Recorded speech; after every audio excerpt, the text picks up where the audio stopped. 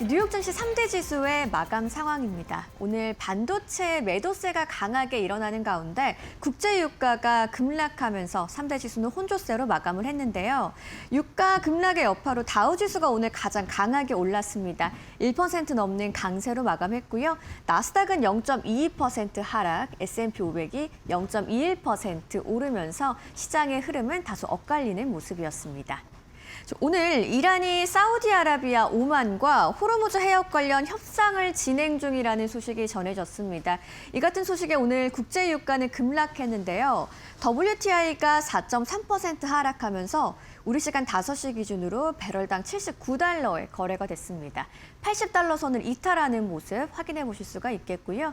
반도체 투매는 오늘까지 이어지고 있습니다. 필라델피아 반도체 지수 4.49%. 강하게 내리면서 마감을 했습니다. 오늘 시장을 이렇게 움직인 이슈는 어떤 것들이었는지 지금부터 저와 함께 마켓 무버 이슈로 만나보시죠. 이틀째 이어지는 반도체 쇼크, AI 투자 의구심이 짙어지면서 오늘 시장은 순환매를 선택했습니다. 어떤 이야기인지 자세하게 한번 살펴보시죠. 오늘 시장 결과를 앞서 살펴보셨습니다. 반도체가 급락하는 가운데 다우와 S&P 500은 상승으로 마감을 했는데요. 시장 전체의 투매가 일어났던 것은 아니고 반도체 조정과 업종 순환매가 일어났던 장세였습니다. 전날 AI 투자 수익성에 대한 의문이 시장의 주요 악재로 부각이 됐었죠. 오늘은 이 같은 우려가 메모리 반도체 장비주까지 실제 매도로 확산되는 분위기가 이어졌는데요. 결국 새로운 대형 악재가 추가된 것은 아니고요. AI 투자 검증 심리가 이틀째 이어지고 있는 흐름이라는 걸 알 수 있겠습니다. 오늘 반도체 섹터의 움직임 한번 이어서 살펴보도록 하시죠. AI 연산용 반도체뿐만 아니라 메모리, 장비주까지 동반 약세를 보인 하루였습니다. AI 인프라 투자 사이클 전체에 대해서 밸류에이션 재평가가 진행되는 분위기인데요. 어제도 전해드렸던 중국 반도체 경쟁, 그리고 AI 투자 자금 조달 구조에 대한 경계감도 여전히 시장에는 부담 요소로 작용을 하고 있습니다. 그런데 오늘 엔비디아는 상대적으로 버텨줬습니다. 이게 의미하는 건 결국 AI 산업 전체가 붕괴한 건 아니라는 거고요. 최근 상승폭이 컸던 주변 반도체와 장비주에서 차익 실현 매물이 더 강하게 나타났다라고 해석해 볼 수가 있겠습니다. 오늘 시장 상황과 관련해서 월가에서는 또 어떤 진단을 내놨을까요? 최근 시장에서 광범위한 순환매가 진행 중이다. 이번 모멘텀의 되돌림은 펀더멘털 변화라기보다는 기술적 요인의 성격이 크다라는 메이필드 투자 전략가 베어드 로스의 진단이 있었습니다. 오늘 반도체 급락 속에서도 지수는 버텨줬습니다.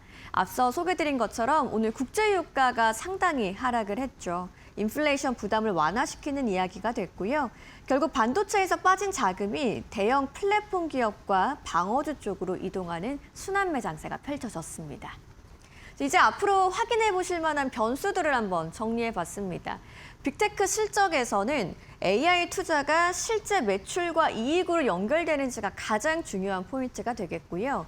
반도체 기업들의 수요 전망과 재고 상황도 체크를 해봐야겠습니다.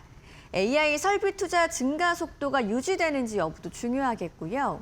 오늘의 반도체 조정이 소프트웨어와 플랫폼 기업으로 번지는지, 그리고 현재의 순환매 장세가 단기 차익 실현인지 추세의 변화인지까지도 함께 살펴보셔야겠습니다. 한편 시장에는 FOMC의 결과 그리고 빅테크 실적 발표를 앞두고 관망세가 있었는데요. 그중에서도 오늘 FOMC와 관련한 이야기를 조금 더 자세하게 짚어보도록 하겠습니다. FOMC 결과를 앞두고 적극적인 매수와 매도가 제한되는 관망 장세가 펼쳐진 오늘이었습니다. FOMC의 금리와 관련해서 시장의 기본적인 전망은 동결이 우세합니다.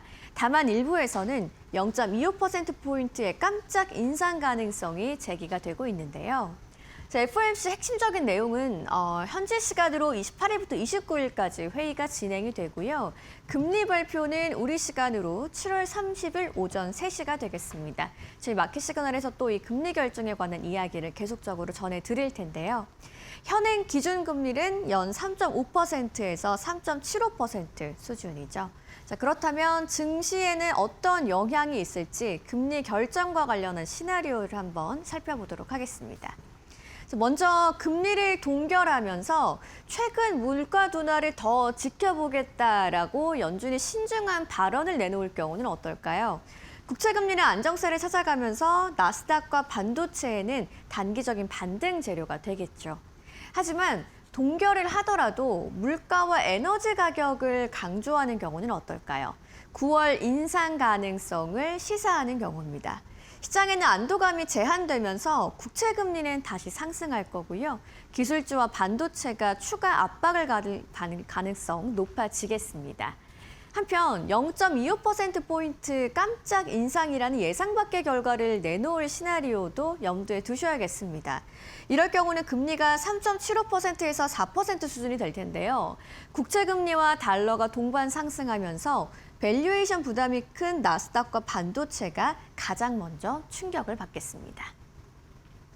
자, 시장이 이걸 어떻게 좀 바라보고 있는지 정리를 해봤습니다. 오늘은 일단 FOMC 결과를 확인하기 전까지 방향을 크게 정하지 않은 장세였는데요. 이번 FOMC 동결 여부보다도 9월 추가 인상 신호가 핵심이 되겠습니다. 비둘기파적 동결이 나올 경우에는 반도체 반등이 가능하겠지만 깜짝 인상이나 매파적 발언이 있을 경우 기술주 조정이 시장 전체로 확산될 가능성까지도 염두에 두셔야겠습니다.